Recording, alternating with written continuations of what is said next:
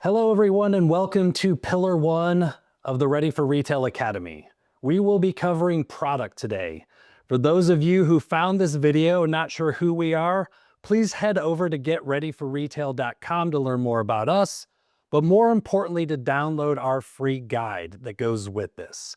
The guide is just a tool to be used with this where it will ask you additional questions. It goes a little bit farther, more in depth. And we will be covering 10 topics today all about product. So let's not waste any time. Let's dive in.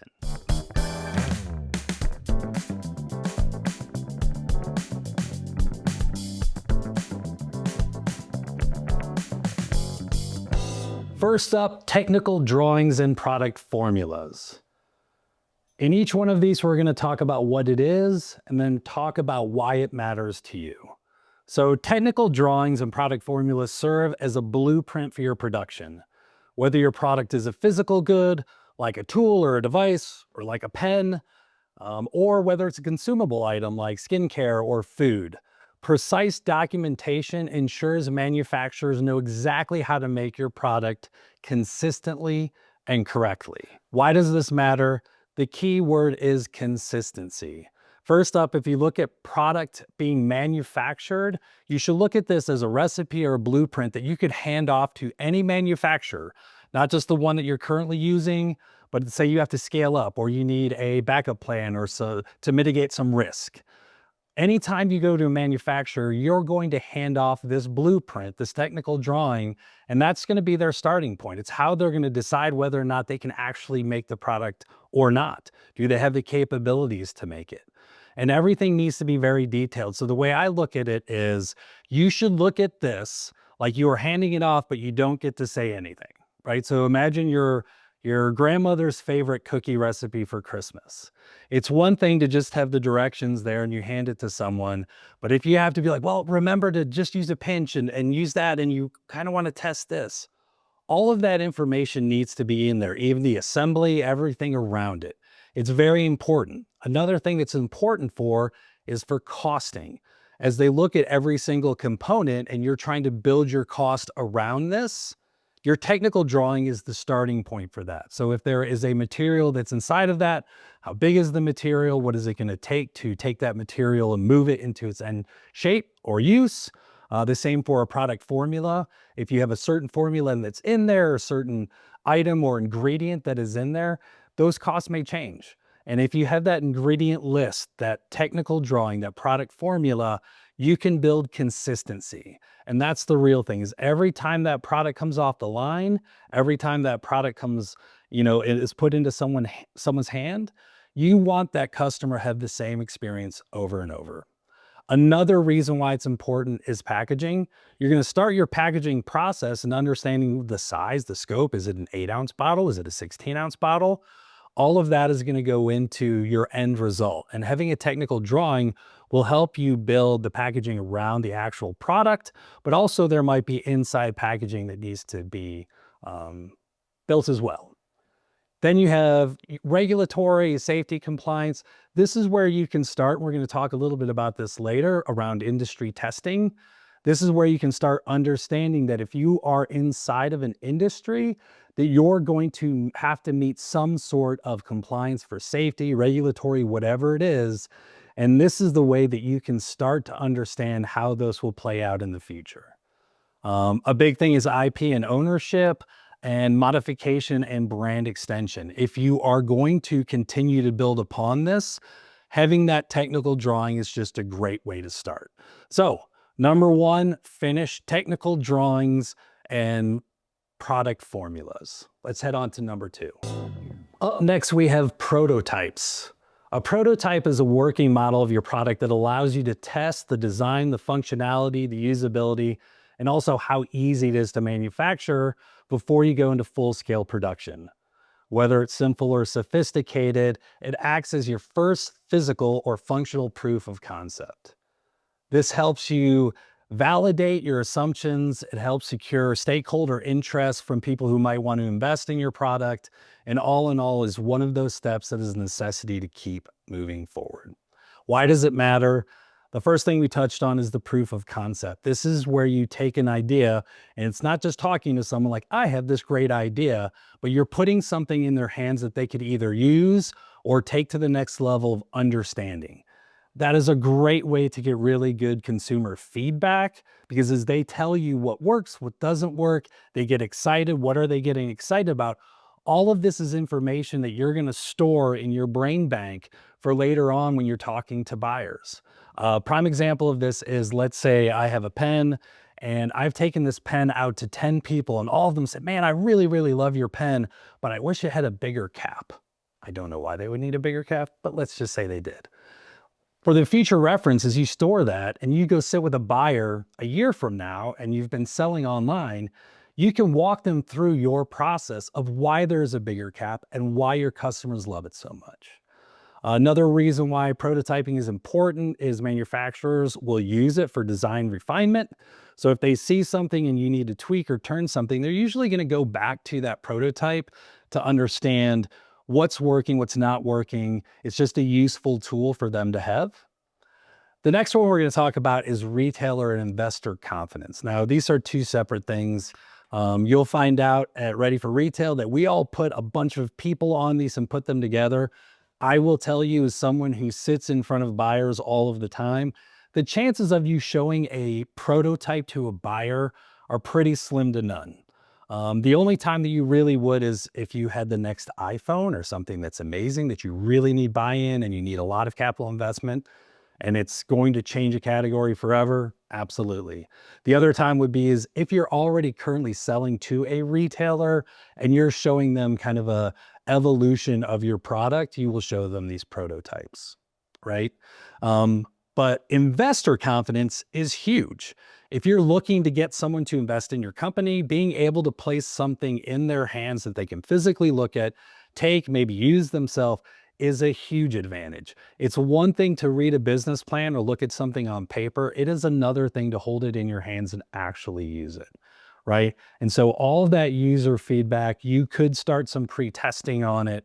But at the end of the day, this is really the time to build something that is tangible, that people can hold in their hands and build some sort of relationship with it. Whether they're investing in your product, whether they're just giving you feedback, whether it's a manufacturer looking at tweaking or trying to figure out how to design or to manufacture it, prototypes are extremely helpful. Next up are patents. What are patents? Patent is a legal protection granted for a new invention or design, giving you exclusive rights to make it, use it, or sell your product for a certain period of time. For product-based businesses, patents could be huge. They could be very powerful things. Do you need a patent? Absolutely not. There are plenty of items that sell every single day that do not have a patent. Is it helpful? Yes. And there are different types of patents. We're not going to dive into patents a lot here. We will hopefully have some other information that we can put out, and we're going to dive deeper into all of these. But understand that there are utility, design patents, provisional patents. There's a bunch of different patents. If you think your product is able to receive a patent, it is definitely worth looking at. And here's why it matters. The first is just legal protection. It gives you protection against knockoffs, people trying to steal your ideas or your concepts, whatever it is. This gives you that first level of protection that you can go out and fight against it. So that is number one, the most important. The other thing too is when we talk about retailers and investors, it builds confidence with them as well, right? Much like a prototype takes it another level, a patent takes it another level as well. That means that the retailer or the investor knows that this product is being protected. It has a unique space. It's going to be basically untouchable, at least for a given amount of time, or until someone figures out a way around your patent, which is probably going to happen sooner or later if you have a really good idea. But those patents are super important. The other thing that it does is it increases the business value of your item. So if you have 5 items sitting on the shelf and most of them do not have patents because they're knocking each other off or they're just not patentable, if you have a patent, it increases your value. People are willing to pay more for something that is unique enough that it has legal protection to keep anyone from doing exactly whatever that is. And because of that, it gets to our last point, which is a competitive advantage. If you are inside of a category and there's 10 people selling there, but you've created the only pen that writes upside down in space with, liquid oxygen or whatever it is, I know that's not real, but if you have created that, you have an advantage. None of your competitors can take that advantage away from you. So patents are very important. Like I said before, not a necessity. Most items don't have patents on them, but if you have the ability to get one, I highly recommend looking into it. Product testing. So let's talk about product testing. This is one of those areas that I don't think everyone's aware that is probably going to happen at some point in time in your product's life, but especially if you want to get into retail.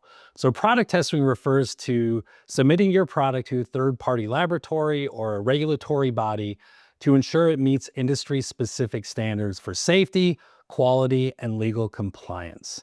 Each category has different testing, so it's very important that you go out and find out what your product, what category, what industry it lies in, and figure out what that testing is for your specific product.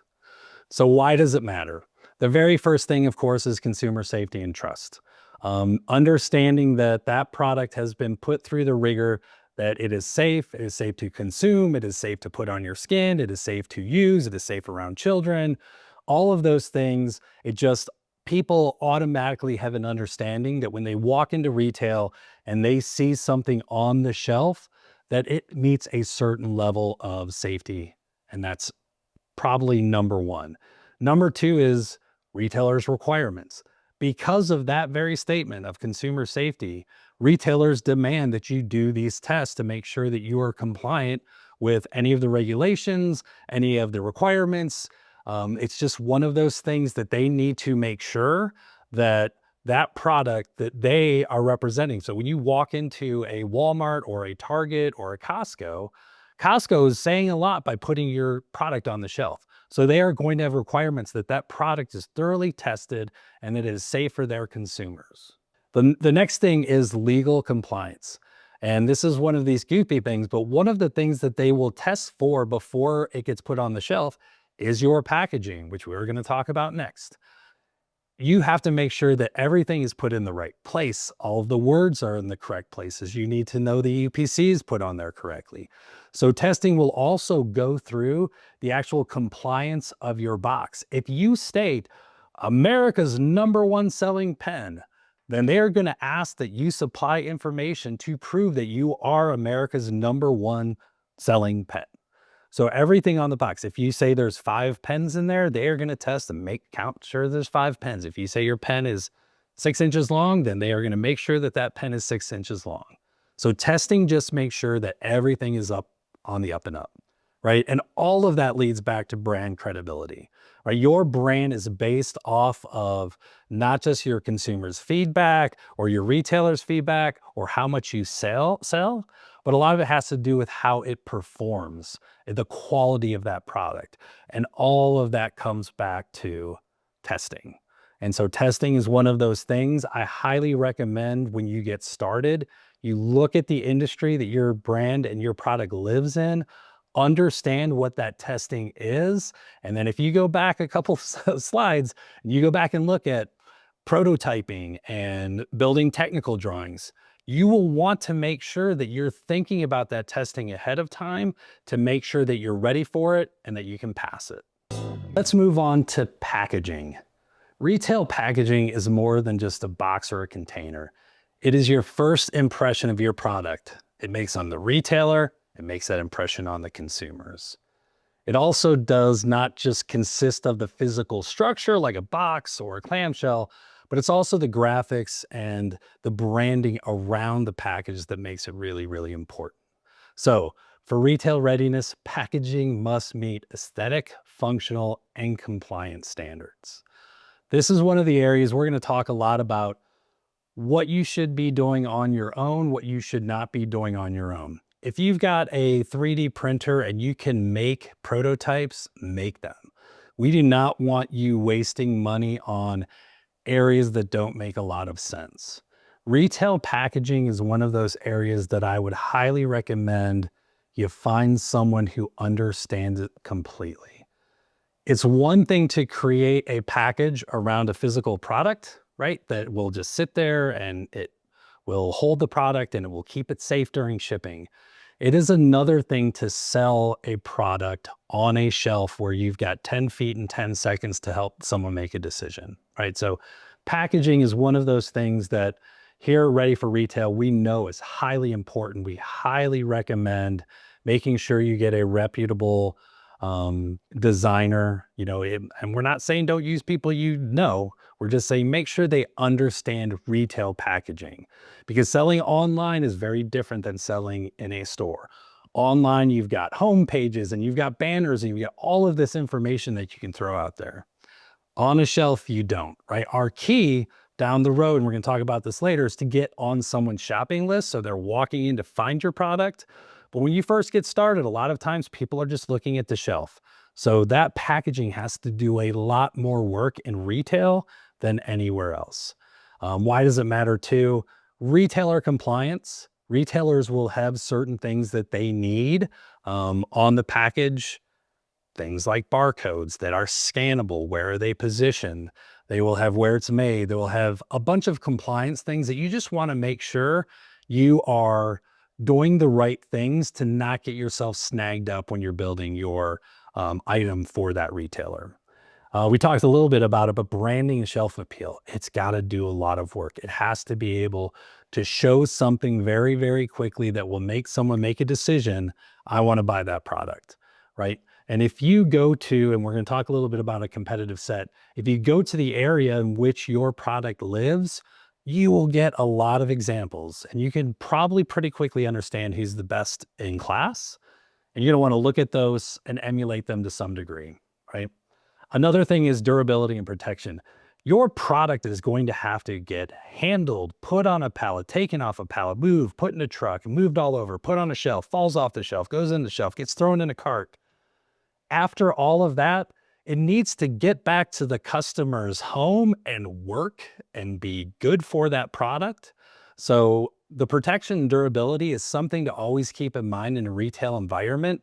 It is not just about someone picking it up and putting it in a cart. You have to think mentally from the time it leaves that manufacturing facility, all the boats, containers, pallets, ships, things that it's going to go through and shaking around to where it's sitting on that shelf and someone picks it up, that product still looks good and it still operates. And then the other thing too is you need to make sure that all the information that is required is actually on it. The UPCs, the weights, measurements, whatever is supposed to be on that product. And here's another area that you will get into a category specific thing. If it's an electronic device, that requirement is going to be very different than a food. That food is going to be very different from a container. What does a container touch food? Does it not touch food? There's a lot of things inside of your category that you need to know. Besides testing, packaging is one of those things that will come in handy, understanding what those requirements are when you get started.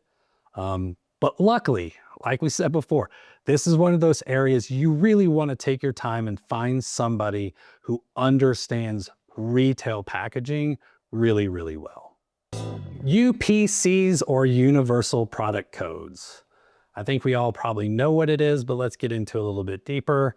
That is the barcode and the numeric code used to uniquely identify your retail product. It is a universal identifier required by most retailers, actually all retailers. It helps process inventory, process transaction, it tracks sales. Consider this the driver's license of your product or the passport of your product. The one thing to keep in mind, make sure that yours are valid, make sure that they're scannable, and also make sure they are properly registered. UPCs are typically issued through the GS1. That's the global standard for product identification. Just go there. This is one of those areas that we will tell you can absolutely 100% do on your own, and you should do on your own. There's not a lot of reason not to. There are plenty of people out there that are probably willing to have you pay them money to go do, but make sure it's GS1, make sure you go to their website, make sure that you are purchasing them one of the things that we always recommend is purchase more than you think you know or should use, because I think people end up thinking like, I'm selling one pen, so I only need one UPC. Well, if I sell this in a 1-pack to retailer A, and I sell it in a 2-pack to retailer B, and I sell it in a 10-pack to club C, those are 3 different UPCs. So it's not just the product that has the UPC, it is the configuration. Much like if you do a skincare item, and that skincare item has a 3 ounce, an 8 ounce, a 16 ounce, how many ever ounces? All of those ounces are different UPCs. Why does it matter? Number one, retail compliance. Like, to be in any retailer that I've ever known in my entire life, you need a UPC and a barcode on it. It helps them with inventory, because as they scan this, and this is one of the things people don't understand, like if you don't have a scannable UPC and it goes through the register, and that you're expecting that cashier to figure out exactly what that product is, well, if they don't, and they hand jam something into the register that's incorrectly, and that product goes out the store, you have what's called phantom inventory. That means that the store thinks there's one on the shelf and there's not. So it's not going to reorder, which is one of the single worst problems that you'll ever face inside of retail's phantom inventory.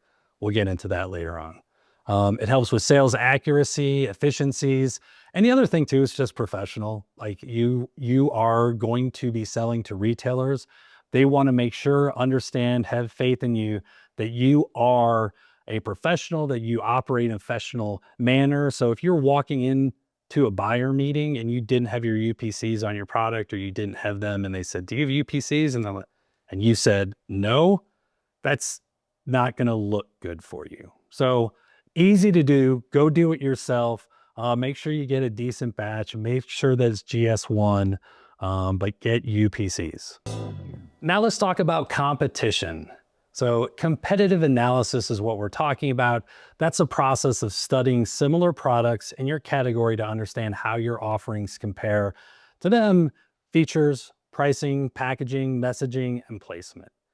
And the big thing is this helps carve out your unique space in the market, and it makes sure that your decisions as you move forward from product development to branding and retail and strategy are all aligned. This is the first place, but it will not be the last place that you will hear this from us.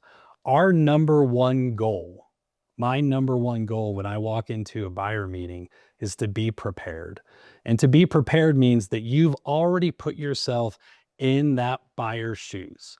This entire journey, this pillar, the next 3 pillars, everything that we do past this, from like pitch like a pro and on, everything is to put ourselves in that buyer's shoes so that they can make really, really good decisions. And we want to take your product on as a good decision. And this is what differs between online sales and retailer sales. Online, I could sell 1 million pens. It's an endless shelf. I could put pens forever. Inside of retail, we have a space that we are confined to. So if there's a 4-foot section of pens and there's only 10 pens on there, that buyer has to make a decision of, what pen am I going to take off? And if I put your pen on it, the confidence that I have that that pen is going to perform better than the pen that's on there, right? And a lot of times when I deal with entrepreneurs, they're talking about, oh, my parents love this. This is great. My friends think it's amazing. That's all fine and dandy. But why it matters to you is you have to be able to differentiate your unique values, right? So what makes you different from the competition? And there are plenty of things. You could be a lower cost. You could have a patent or an idea that is so unique that others can't infringe upon. You might have a unique flavor. There might be, let's say you went to a store and there's 10 sodas and 5 are grape, 3 are orange, and 2 are blueberry. And you're the first person to come out with raspberry. Well, it's very easy for the buyer to make a decision that if that's trending up, then I could take 1 grape out, because that 1 grape will go into the 4 that are sitting over there. And now I have a new flavor, right? So some of them are obvious, some of them are not as obvious.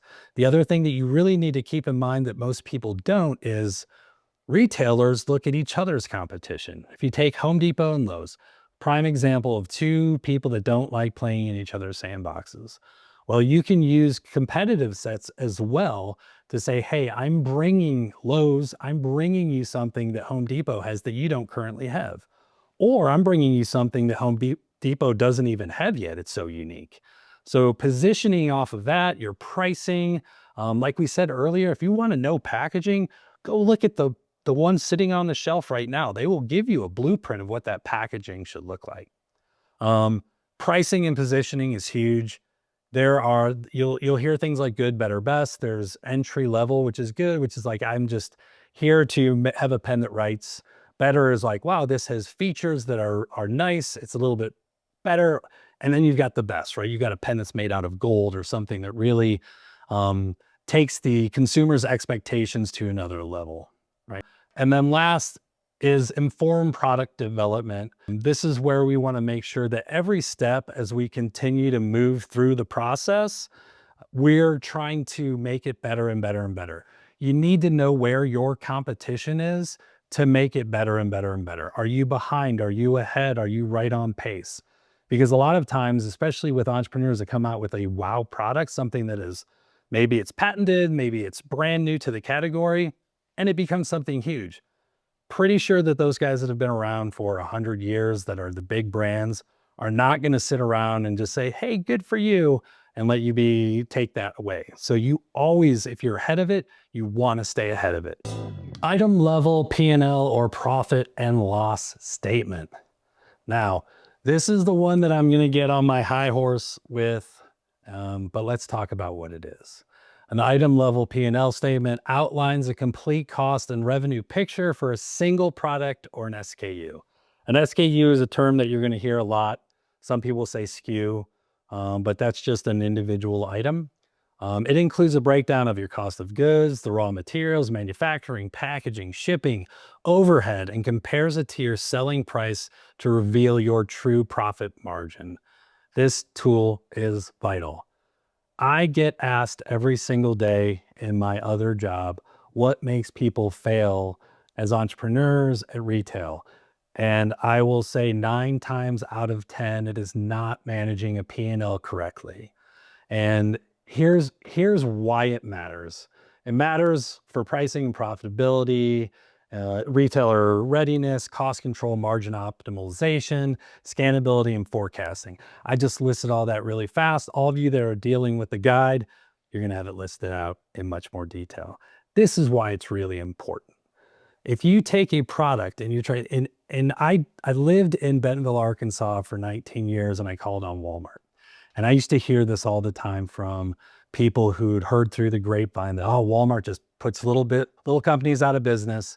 They just, they don't care. They don't do any of that. Now think about this for 1 second. Why would any retailer in their right mind put a product on the shelf thinking, hoping, or even comprehending that it would fail?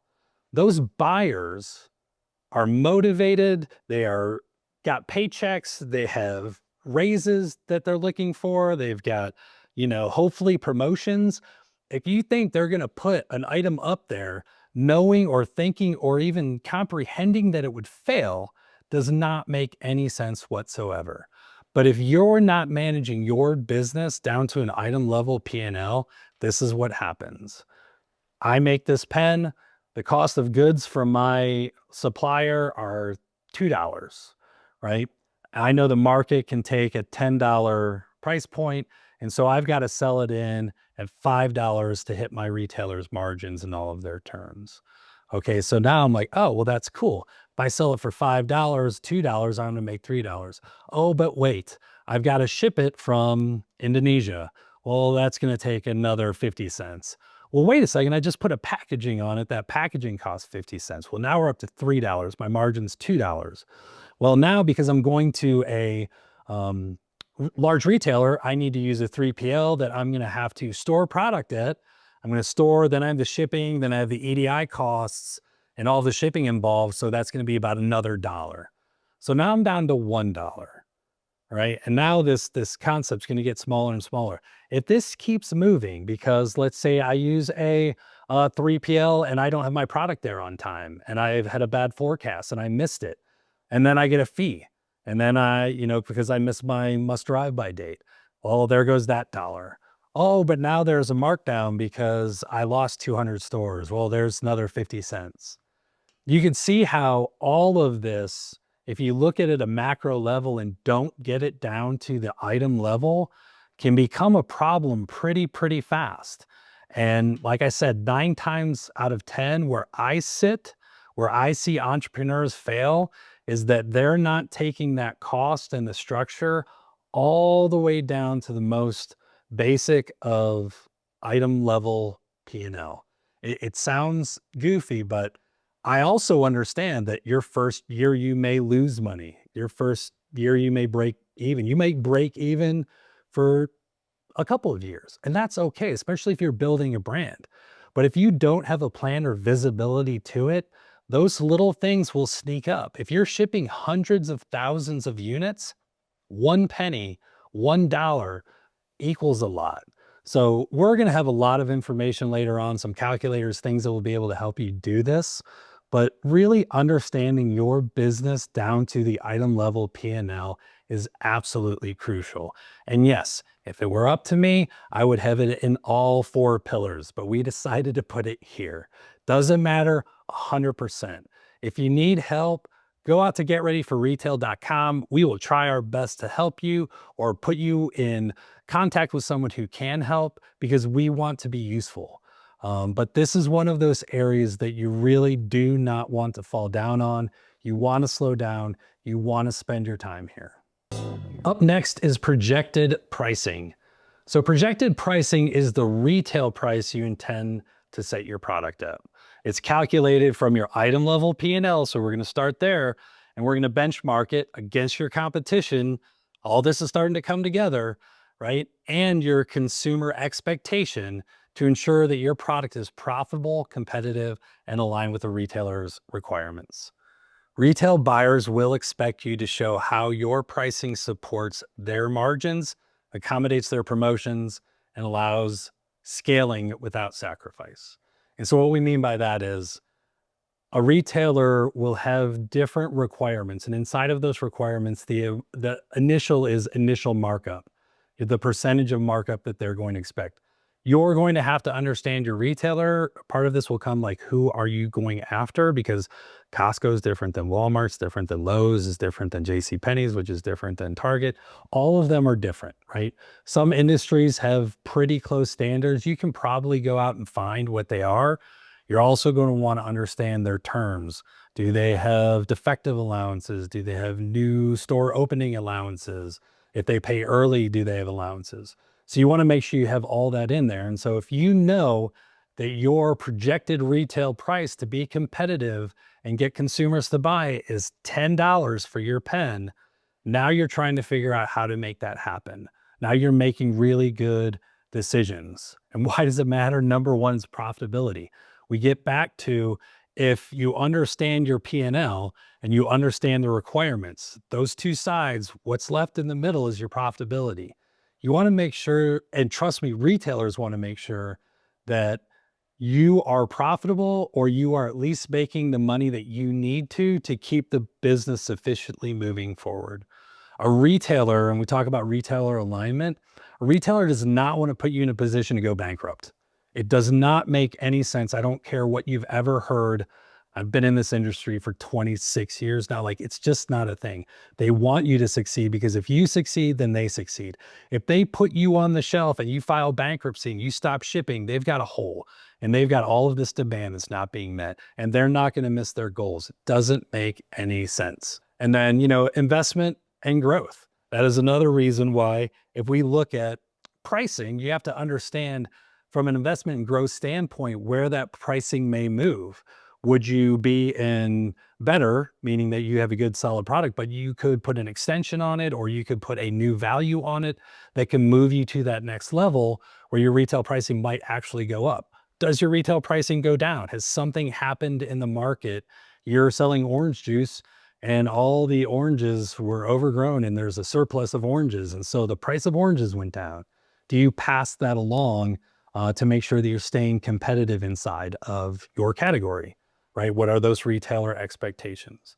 So pricing, we're going to talk about different pricing, like pricing to the retailer, That projected pricing, what we're talking about is the retail price. If you were to go to a Costco and you were to sell your 10-pack of pens, what is the pricing you're trying to hit that would allow you to be competitive and still meet the expectations of the buyer and also be profitable? Roadmaps and line extensions. Product roadmap is a forward-looking plan that outlines how your product and potentially your brand will evolve over time. It includes feature improvements, design upgrades, packaging refreshes, an entirely new product line extension. A solid roadmap really demonstrates to the buyers, to your investors, and to your consumers that you're not just launching a single item. Can you launch a single item? 100%. I've seen it happen. I've helped it happen. When you have extensions, new sizes, formats, flavors, versions, whatever it is, that will help you build a little bit more with your buyer. So why does it matter? Let's talk about it. Retail appeal, retailer appeal. So every time a buyer takes on a new company, there is a certain amount of work that has to happen. They have to set up vendor agreements. They have to set up new item forms. It's a lot. So if you have one item, the chances of that buyer buying that product is great if you have a patent, if it is very unique. But if it's not, and they're thinking, well, this is kind of like the other ones, but it's only one, your chances get very slim to none of getting into a retailer. How that changes, though, is when you show them a product roadmap for the future, right? It shows strategic growth planning for that retailer that says, hey, I know I have a pen today, but I also have prototypes that I could show you of our line extensions where these pens are going to be red, blue, and purple, how they're going to glow in the dark, how they're going to spin around upside down, how they're going to float in the future. All of those things, when you share that with a buyer, it builds a little bit more relevance for them to be able to say, I got it, I understand it. I'm not just investing in this one item, I'm investing in a brand or the future of this item. So they're more willing to give a little bit more leeway when they can see this vision that you're putting out in front of them, that, hey, this isn't just a one-hit wonder, right? It also helps with scalability, right? So if you think about all of that item level P&L, when you have everything that's built against one item, that becomes fairly inefficient. So you're shipping containerfuls of one item, you're shipping a pallet of one item. Well, you start getting into 2, 3, 4, 5 items and your portfolio gets built out over time, right? It might be small to start, but if you get to 10 pens and you start building the efficiencies around manufacturing and around shipping, you will start to save money. So as we were talking about that item level P&L shrinking, a lot of times when you build a roadmap that has growth that's built off of line extensions or future items, you can start scaling some of this back and actually become more profitable over time. And that really is the key. You'll hear people say, well, the first time I sold a pen for 2 years, I never made $1. Yeah, but that opened up all of these avenues where you have manufacturing and shipping and retailers figured out. So when you launch that second pen, your shipping comes down. When you launch your third pen, you've got some efficiencies with your manufacturing. That's when it becomes fun, and that's when you really hit the ground running. So we always want to think about this, but that is how you view your future of your product and your brand is very important to build that out, even at the very beginning.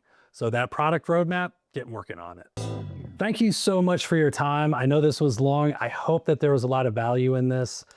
Please, like I said, if you didn't go to getreadyforretail.com, poke around a little bit.